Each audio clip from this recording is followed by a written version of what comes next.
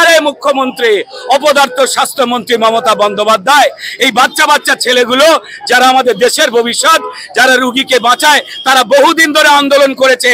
আপনি চেয়েও তাকাননি, তার কারণ বাংলাদেশ ঘটেনি। আজ বাংলাদেশ ঘটে গেছে, তাই আপনি ভয় পাচ্ছেন যে আন্দোলনকে আটকে দিলে কি হতে পারে। তার থেকে বলি, ওই সিপিএম এর স্টাইলে মুখ খুলে দেওয়ার আগে, ধনঞ্জয় সত্যি কথা বলে দেওয়ার আগে, যাতে এই সঞ্জয় ফাঁসি হয়ে যেতে পারে, বাকি তৃণমূলের দুর্নীতি বন্ধ হয়ে যেতে পারে, তাই ফাঁসি চাইছেন। মুখ্যমন্ত্রী, গরু পাচার করতে করতে আপনি সবাইকে গরু ভেবে নিয়েছেন। আপনার দলেরা পশ্চিমবঙ্গের মানুষকে গরু ভাবে, কিন্তু বাড়িতে আয়না আছে, সব নেতাদের নিয়ে দাঁড়ান, দেখুন গরু কারা। দেখুন, রাজ্যের মুখ্যমন্ত্রীকে আমি খুব ভালোবাসি এবং সম্মান করি। তিনি যা বলবেন তা তো শুনতে হবে। তিনি রাজ্যের পুলিশ মন্ত্রী, তিনি তার পুলিশের উপর তার কোনো ভরসা নেই। তিনি বলছেন কেস সিবিআই কে দিয়ে দাও। জাস্ট একটুখানি হাঁটি হাঁটি পা এগোলে, যাদের স্লোগান ধার করে আপনারা জয় বাংলা করেন, যাদের স্লোগান ধার করে আপনারা খেলা হবে বলেন, সেই জয় বাংলার চোখ লাল হয়ে গেছে। সেখানে খেলা করছে সাধারণ মানুষ। শুধরে যান।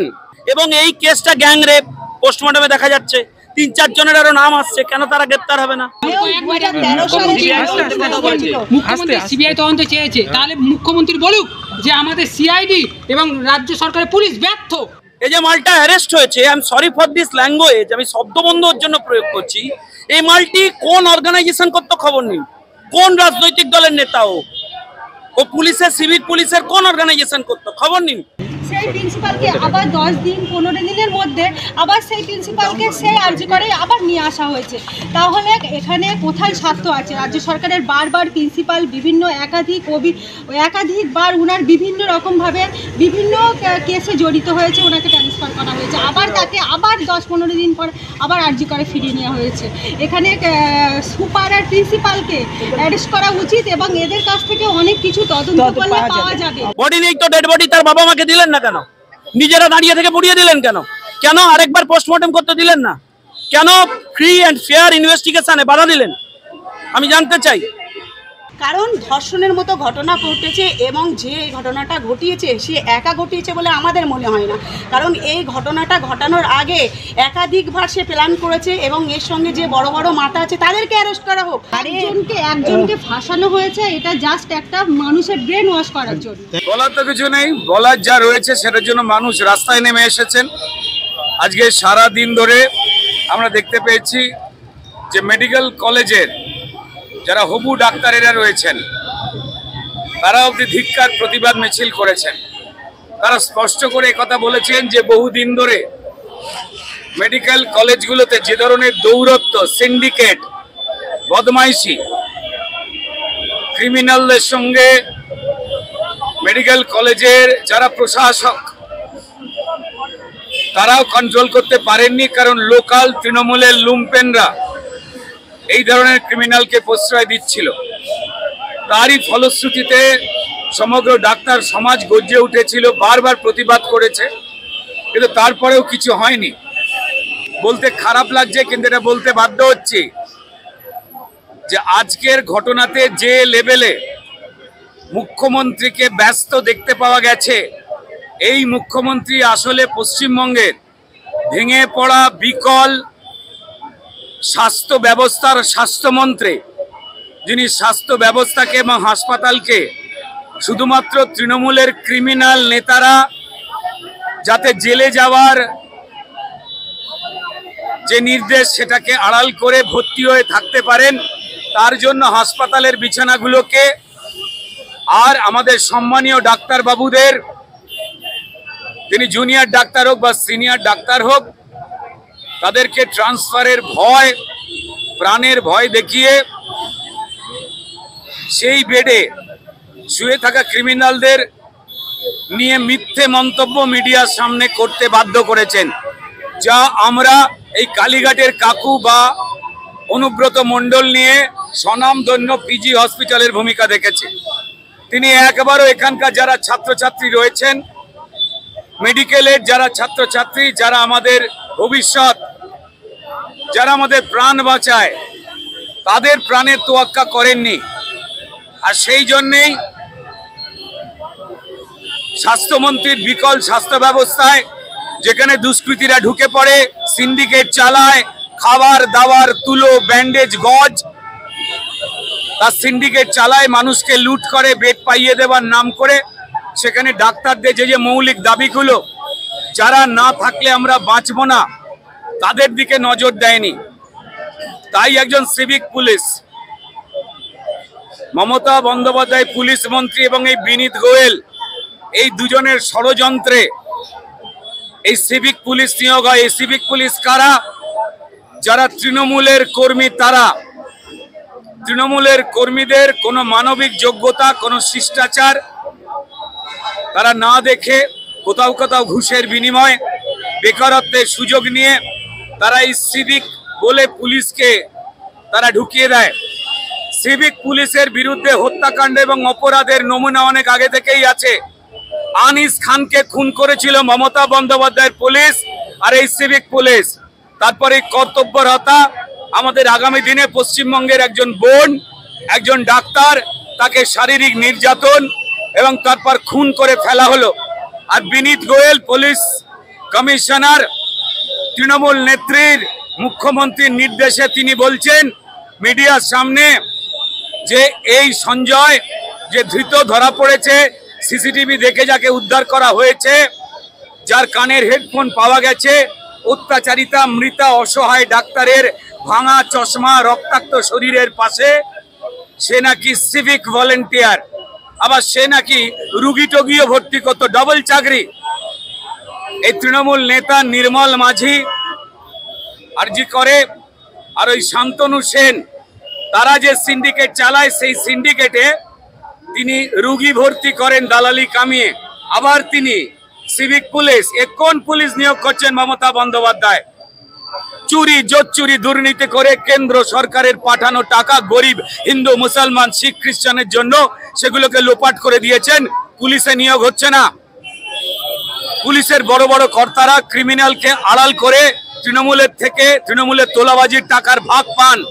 তাই এই অনৈতিকভাবে তৃণমূলকে নিয়োগ করা এই সিপি বিনীত গোয়েল দায় ঝেড়ে ফেলে দেওয়ার জন্য মমতা বন্দ্যোপাধ্যায়ের নির্দেশে বলছেন যে তার ধৃতের পরিচয় এই সঞ্জয়, যে সিভিক পুলিশ, মুখ দিয়ে সিভিক পুলিশ উচ্চারণ করছে না, অর্থাৎ তিনি গার্ড করার চেষ্টা করছেন তৃণমূলকে, গার্ড করার চেষ্টা করছেন ক্রিমিনালদের, গার্ড করার চেষ্টা করছেন ক্রিমিনালদের মুখ্যমন্ত্রী মমতা বন্দ্যোপাধ্যায়, বিফল স্বাস্থ্যমন্ত্রী, বিফল পুলিশ মন্ত্রী মমতা বন্দ্যোপাধ্যায়কে।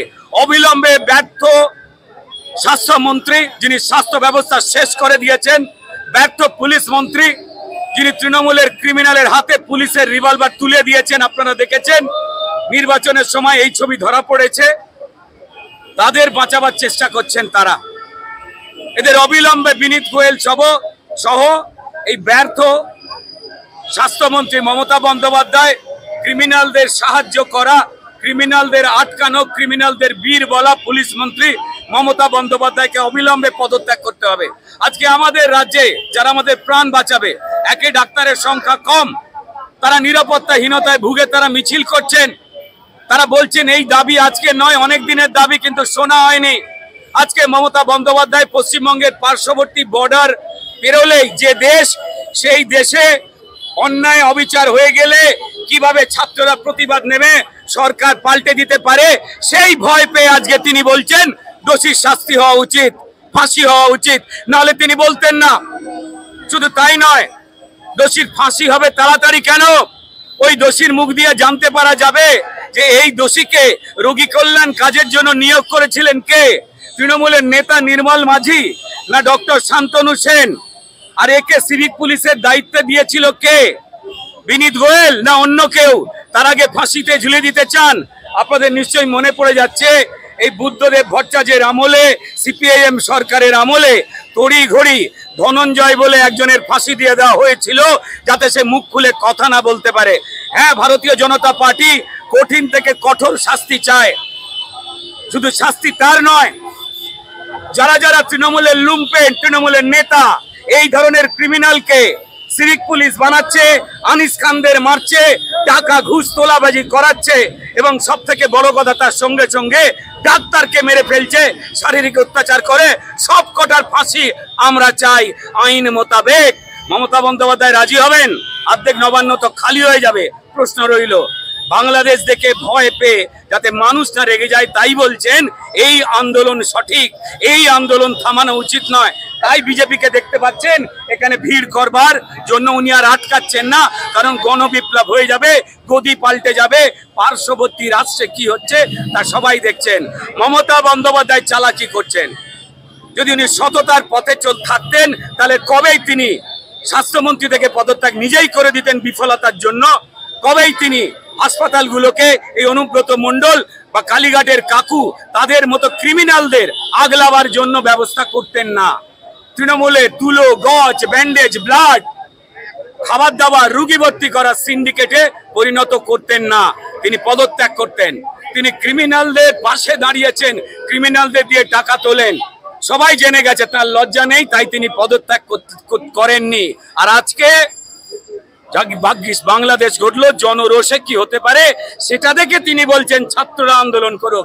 আরে মুখ্যমন্ত্রী, অপদার্থ স্বাস্থ্যমন্ত্রী মমতা বন্দ্যোপাধ্যায়, এই বাচ্চা বাচ্চা ছেলেগুলো যারা আমাদের দেশের ভবিষ্যৎ, যারা রুগীকে বাঁচায়, তারা বহুদিন ধরে আন্দোলন করেছে। আপনি চেয়েও তাকাননি, তার কারণ বাংলাদেশ ঘটেনি। আজ বাংলাদেশ ঘটে গেছে, তাই আপনি ভয় পাচ্ছেন যে আন্দোলনকে আটকে দিলে কি হতে পারে। তার থেকে বলি, ওই সিপিএম এর স্টাইলে মুখ খুলে দেওয়ার আগে, ধনঞ্জয় সত্যি কথা বলে দেওয়ার আগে, যাতে এই সঞ্জয় ফাঁসি হয়ে যেতে পারে, বাকি তৃণমূলের দুর্নীতি বন্ধ হয়ে যেতে পারে, তাই ফাঁসি চাইছেন। মুখ্যমন্ত্রী, গরু পাচার করতে করতে আপনি সবাইকে গরু ভেবে নিয়েছেন। আপনার দলেরা পশ্চিমবঙ্গের মানুষকে গরু ভাবে, কিন্তু বাড়িতে আয়না আছে, সব নেতাদের নিয়ে দাঁড়ান, দেখুন গরু কারা। একটা প্রশ্ন তো বারংবার উঠে আসছে, এই যে ধৃত ধরা পড়লেন তার অবাধ যাতায়াত ছিল হসপিটাল প্রিমিসেসের মধ্যে। এখন প্রশ্ন উঠছে, সরকারি হাসপাতালে তো রোগী যাবেন, পেশেন্ট পার্টি যাবে, পেশেন্ট যাবে, কিন্তু প্রশ্ন উঠছে নিরাপত্তা কোথায়? অনেক সময় পেশেন্ট বাড়ির লোকজনরাও তারা কম্পাউন্ডের মধ্যেই থাকে। এইরকম একটা ঘটনা, এরপরে নিরাপত্তা প্রশ্ন উঠে যাচ্ছে।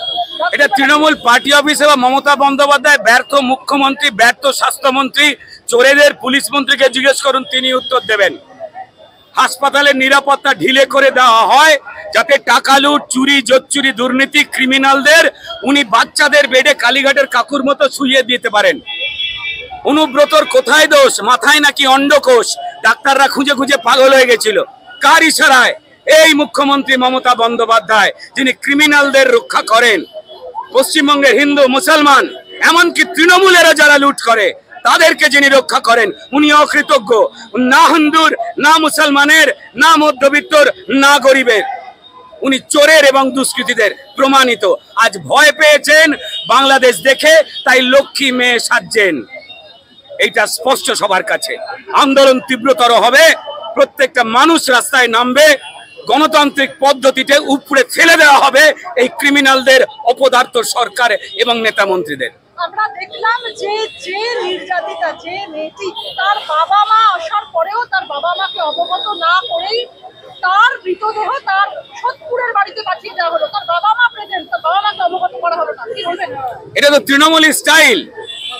মারার পরেই লোকাল নেতাদের দিয়ে তার বাবা মাকে ভয়, মুখ খোলবার ভয়, এলাকা থেকে তুলে দেবার ভয়, বিভিন্ন রকম ভয় দেখানো হয়। এ তো সবাই জানে। প্রথমে বলা হলো যে তিনি আত্মহত্যা করেছেন, তারপর আস্তে আস্তে পাতা উল্টালো, উল্টে দেখা গেল যে না, এটা শারীরিক নির্যাতন। এবং ওই নির্যাতন সবাই বলছে যে একা কোনো মানুষের পক্ষে করা সম্ভব নয়। বাকিরা কারা? কেন বিনীত গোয়েল, পুলিশ কমিশনার, তৃণমূলের দলদাস, তিনি কেন বলছেন না যে হ্যাঁ, ও পুলিশের সিভিক ভলেন্টিয়ার, ওকে আমরা চাকরি দিয়েছি, তাই ওই পাপ কাজ করেছে। মানুষ যেদিন কলার ধরবে, সবার হিড়ির করে টানবে, তখন কোনো চেয়ারে লোক থাকবে না, চেয়ার খালি হয়ে যাবে। বিনীত বাবু, মমতা বন্দ্যোপাধ্যায়, আপনারা সাবধানে থাকুন। আর তৃণমূলের যারা ভাঙা পাত্র, মুখপাত্র চেল্লাবার চেষ্টা করছে, আবার বলবো, জাস্ট একটুখানি হাঁটি হাঁটি পা এগোলে, যাদের স্লোগান ধার করে আপনারা জয় বাংলা করেন, যাদের স্লোগান ধার করে আপনারা খেলা হবে বলেন, সেই জয় বাংলার চোখ লাল হয়ে গেছে। সেখানে খেলা করছে সাধারণ মানুষ। শুধরে যান, বিপদ আসছে। আমার শেষ প্রশ্ন রুদ্রনীলদা, আমরা গতকালকেও দেখেছিলাম আপনারা বিভিন্ন সময় পাশে দাঁড়িয়েছেন নির্যাতিতার পরিবারে, আজকে পথে নেমেছেন, বুদ্ধিজীবীরা কোথায়? দেখুন, প্রত্যেকটা মানুষ তারা রাস্তায় এসেছেন। ভারতীয় জনতা পার্টির 250 জন কর্মীর প্রাণ গেছে, 250-র উপরে। মানুষের অধিকারের কথা বলতে গিয়ে, মানুষের যা সম্পদ লুট হচ্ছে তার কথা বলতে গিয়ে, কেন্দ্র সরকার থেকে হিন্দু, মুসলমান, শিখ, খ্রিস্টান সবার জন্য বাঁচবার জন্য যে অর্থ দেওয়া হচ্ছে, সেই অর্থ তৃণমূল এবং রাজ্য সরকার, পুলিশ, ডিএম, এসপি তারা প্রায় একটা বড় অংশ এই দুর্নীতিতে ঢুকে পড়ে মানুষকে লুট করছেন। আর মানুষ ভোট দিতে পারছে না তৃণমূলের বিরুদ্ধে, কারণ এলাকায় পুলিশ দাঁড়িয়ে রয়েছে। তাও মানুষ পায়ে পায়ে হেঁটে ভয়কে জয় করে ভারতীয় জনতা পার্টি তাদের হয়ে লড়তে গিয়ে মরছে, রাস্তায় নামছে। এটাকে দেখে কিন্তু তারা 2021-এর 38% ভোট বাড়িয়ে 39% করেছে। আর তৃণমূল হাজার লুট ক্রিমিনাল পুলিশ দিয়েও তার ভোট 2024-এ কমে গেছে। 26-এ শাসন ক্ষমতায় এরা থাকবে না জানে। বিধানসভা ভিত্তিক ফলাফলে 90-এর ওপর আসনে বিজেপি এগিয়ে গেছে, 70টার মতো আসনে তৃণমূলের ঘাড়ে নিঃশ্বাস ফেলছে। তাই তারা 2024-এ হওয়া 21শে জুলাই মঞ্চ থেকে বলতে পারছেন না ইলেকশন জয়ের আনন্দের কারণ কি। তাদের বলতে হচ্ছে মমতা বন্দ্যোপাধ্যায়কে, আর চুরি করবেন না তো, আর দুর্নীতি করবেন না তো, আর বড়লোক হবেন না তো। আসলে ভয় পেয়েছে। বাড়িতে আয়না টাঙিয়ে মমতা বন্দ্যোপাধ্যায় নিজে যা বলেন, মঞ্চে এসে তার চোর ভাইদের তাই বলছেন। আর তারা প্রত্যুত্তরে কোনো স্লোগান দিয়ে বলছেন না যে হ্যাঁ আমরা ভদ্র ভালো হব। দেখুন, রাজ্যের মুখ্যমন্ত্রীকে আমি খুব ভালোবাসি এবং সম্মান করি। তিনি যা বলবেন তা তো শুনতে হবে। তিনি রাজ্যের পুলিশ মন্ত্রী, তিনি তার পুলিশের ওপর তার কোনো ভরসা নেই। তিনি বলছেন কেস সিবিআইকে দিয়ে দাও। এখন সিবিআইকে যদি দিয়ে দিতে হয়, আপনি রেজিগনেশনও দিয়ে দিন।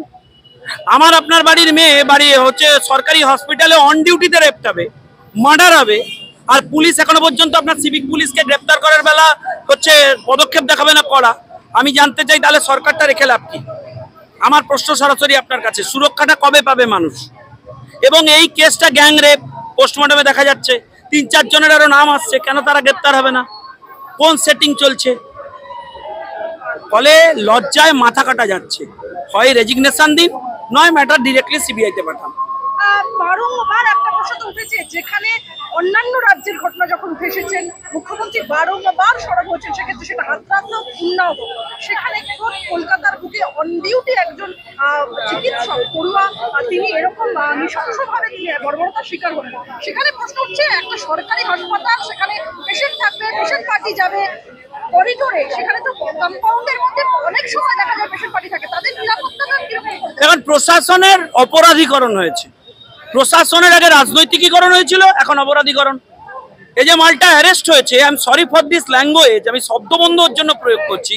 এই মালটি কোন অর্গানাইজেশন করতে খবর নেই, কোন রাজনৈতিক দলের নেতা ও পুলিশের, সিভিক পুলিশের কোন অর্গানাইজেশন করতে খবর নিন, তারপর আপনি বলবেন। আমরা বিভিন্ন ক্ষেত্রে দেখলাম বিভিন্ন রকমের ব্যাপার, যেরকম নির্যাতিতার যে পোস্টমর্টেম, সেটি হতে যেরকম পোস্টমর্টেম ডাক্তারি ছেলেরা না থাকলে অন্যরকম হতো।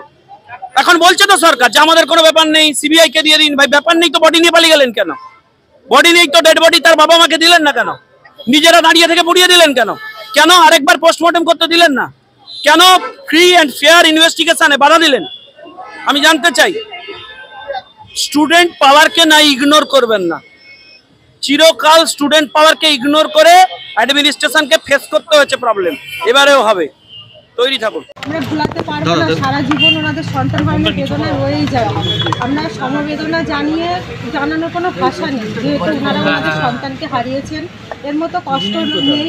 আমরা আমাদের বান্ধবী, আমাদের বোনকে যেমন হারিয়েছি, আমরা জানি কতটা কষ্টদায়ক, কতটা বেদনাদায়ক। তো ওনাদের যে পরিস্থিতি আজকের দিনে, যেহেতু মেয়েটার আজকে কাজ হয়েছে, তো ওনাদের সেইভাবে তো ওনারা কথা বলতে পারবেন না, ওনাদের মনের সেই এটা নেই।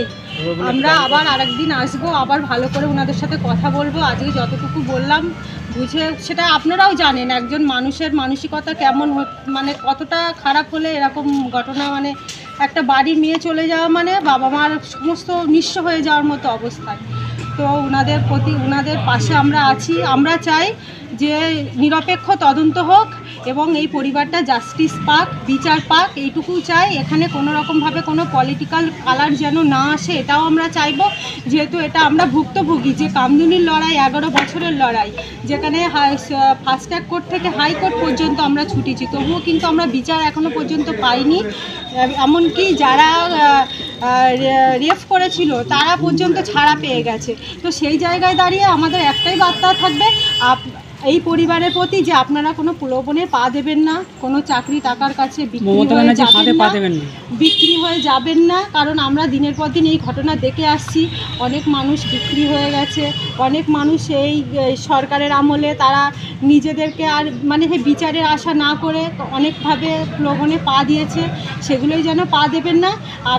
আপনাদের পাশে সাধারণ মানুষ যেমন আছে, আমরাও আছি, এবং বিভিন্ন ডাক্তার, পেশেন্ট সবাই সব রকমভাবে সশরীরে ওনাদের পাশে আছেন। মুখ্যমন্ত্রী মমতা বন্দ্যোপাধ্যায় কেন? কারণ উনি আমাদের সাথে যেভাবে ব্রেন ওয়াশ করেছে, এনাদের সাথেও তাই করছে। মুখ্যমন্ত্রী বলেছিল কি যে ফাস্ট ট্র্যাক কোর্টে বিচার হবে আর দোষীদের আমরা ফাঁসির সাজা চাইব, আমাদের কামদুনি ক্ষেত্রে বলেছিল, তাই তো? কিন্তু সেটা এই মেয়েটার মায়ের কাছে ফোন করে তাই বলেছে। তাই আমরা বলতে চাইছি মুখ্যমন্ত্রী আমাদের সাথে যেভাবে ছেলে খেলা করেছে, এই এনাদের সাথে যাতে না করে সেটাই বলতে এসেছি। মুখ্যমন্ত্রী তো সিবিআই তদন্তের কথা মুখ্যমন্ত্রী সিবিআই তদন্ত চেয়েছে, তাহলে মুখ্যমন্ত্রী বলুক যে আমাদের সিআইডি এবং রাজ্য সরকারের পুলিশ ব্যর্থ, ওই জন্যই মুখ্যমন্ত্রী এখন সিবিআই তদন্ত চাইছে। একটা কেস কখন সিবিআইয়ের হাতে যায়? যখন সিআইডি বা পুলিশ কোনো সেই কাজটা করতে পারে না, ব্যর্থ হয়, তখন সেই কেসটা সিবিআইয়ের হাতে যায়। তাহলে মুখ্যমন্ত্রী বলুক, সিআইডি তুলে দিক। কয়েক ঘন্টার মধ্যে একজন অভিযুক্তকে অ্যারেস্ট করে দেয়, ওটা লোক দেখানোর জন্য, ওটা লোক দেখানোর জন্য সম্পূর্ণ মানুষের ব্রেন ওয়াশ করার জন্য এটা হয়েছে। কারণ আপনারা জানেন 2013 সালে 7ই জুন যখন ঘটনাটা ঘটে কামদুনের, তখন কিন্তু স্বয়ং মুখ্যমন্ত্রী গিয়ে কামদুনি প্রতিশ্রুতি দিয়ে এসেছিলেন যে 1 মাসের মাথায় সাজা এবং 15 দিনের মাথায় চার্জশিট। সেই জায়গায় দাঁড়িয়ে কিন্তু দীর্ঘ 11 বছর লেগে গেছে, এখনো কামদুনি বিচার পায়নি। এবং যে ঘটনাটা ঘটেছিল কামদুনি, তার দোষীরা কিন্তু বেকসুর খালাস হয়ে ঘুরে বেড়াচ্ছে। সেই জায়গায় দাঁড়িয়ে আপনারা বুঝতেই পারছেন, জানি না এই দিদিটা কতটুকু বিচার পাবে। কারণ আমরা চাই সঠিক বিচার হোক এবং এই দিদিটা সম্পূর্ণভাবে বিচার পাক।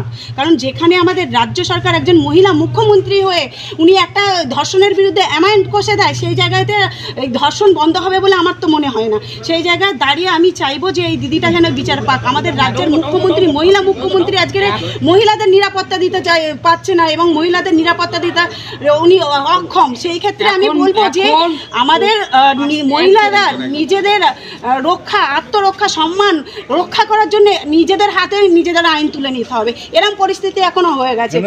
কারণ দেখুন, একের পর এক ঘটনা তো ঘটছে, শুধু কামদুনি বলে না, কামদুনির পরেও তো আপনারা দেখেছেন খরজনা, গাইঘাটা, হাঁসখালি, কোথাও কি বিচার পেয়েছে? কোথাও বিচার পায়নি। আজও কিন্তু যারা দোষী তারা অধরায় ঘুরে বেড়াচ্ছে। কিভাবে আইন তুলে নেবেন?